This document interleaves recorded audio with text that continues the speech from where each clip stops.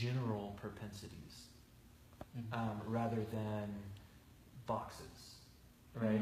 So it's not putting a box on females, because you'll have females who, might be outliers in their gender that are just naturally more expressive in what we would consider masculine behavior. Right. Or more identified with characteristics. Maybe they're protectors. Yeah. And they're identified with what would be considered the sacred masculine because it's an external defensive mechanism. And I do think that there is something in the fractal patterns of creation where you've got, in general, I'm not talking about the natural, healthy, probably for a reason they're outliers, but in general, the female gender is going to, in general, typically have more propensities to be more compassionate and connected. And they give the birth. They feed the milk. They nurture. But that's not to put people in boxes and shut people off. That's just a general thing. And that's why I think the conversation of sacred masculine and sacred feminine being separated from male-female gender is important to reach everybody, and it focuses on the principle of it rather than how it relates to our sexual roles or fatherly or motherly roles, even though they're connected. Right. Particularly in the aggregate. You can have a female that has these masculine aspects as much as you can have a male that has the female aspects.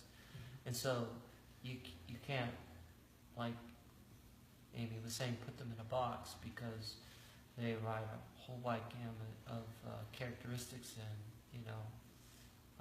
attributes from both sides. And so, yeah. And then there's the neo-feminist agenda, which opens up a whole other box. You want to offend everybody. But I mean, if you're gonna put boundaries on things, like that's another level to it, because you have natural homosexuality, you have natural gender role reversals that I would say appear to happen in a certain percentage. Yeah. And then we have evidence that they're using chemicals in the air, in the food, in the water, in the medicine to mess with our hormones. Oh, exactly. To throw off the natural, like say that I was naturally kind of wired to have a certain amount of testosterone. Right. And I took in chemicals from here and chemicals from there and chemicals from here, and I was inundated by certain things, both psychologically and physiologically, that would throw me off of that. That is not about the people who are affected by it.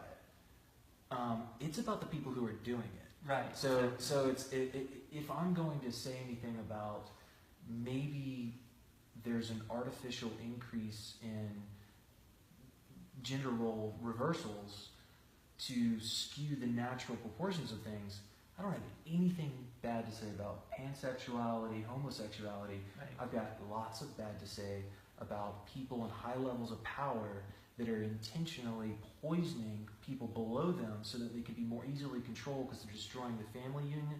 Right. And they're they're destroying the family unit. Destroying the family unit, destroying reproduction. Yeah. It's a whole argument that we're actually depopulating. Yeah. Eugenics. Fascinating. Eugenics.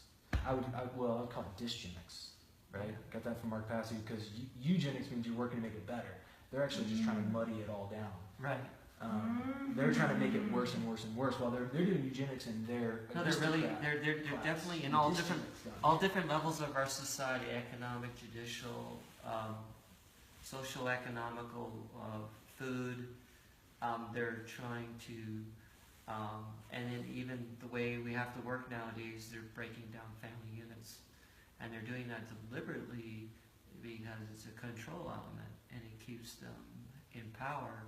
Well, we're just trying to subsist and deal with the multiple different aspects. I mean, if we have a system where there's a money cabal system where 1% of them own most of the wealth, then obviously that's a slave mentality, and obviously it has to come to an end at some point. It has a certain place where it can only go so far, and then eventually it collapses. So we have to decide which side we're going to be on. And because the masses basically are being subjugated to this, it's basically like a prison. And we think it's a democracy, but it really isn't. It's a plutocracy of corporations and a military complex that's running everything. And so, it's just a false belief system that we actually have a democracy. We really don't. But they need us in order to keep their system alive. But at the same time, it's corrupting itself from the inside. The evil's eating itself. It's eating upon itself. It's like the snake eating its tail. That's essentially what's happening here now. No, I would agree that there's a high degree of entropy involved in organizations centered around psychopathy and things that are working so far against the nature of reality and the universe. You mentioned collapse. What I think of is controlled demolition. Because I don't think if we put our hands off of this thing, it'll just fall apart.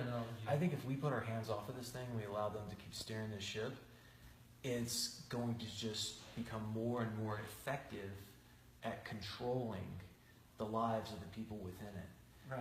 And that it takes will and active engagement to constantly work against the entropy created by psychopaths coming together, because the universe respects unity. And if a bunch of really crazy people come together and unify around and mastermind around an idea to increase oppression on people, and we don't do anything about it, they're going to win that one. Oh, now, eventually, in the long run, like we were talking about before, the universe is going to unfold itself and it's going to go on its path. Yeah. But the question is, how much suffering is involved? Are we going to suffer generations? Are we going to lose a species? Are we going to lose a planet? Are we lose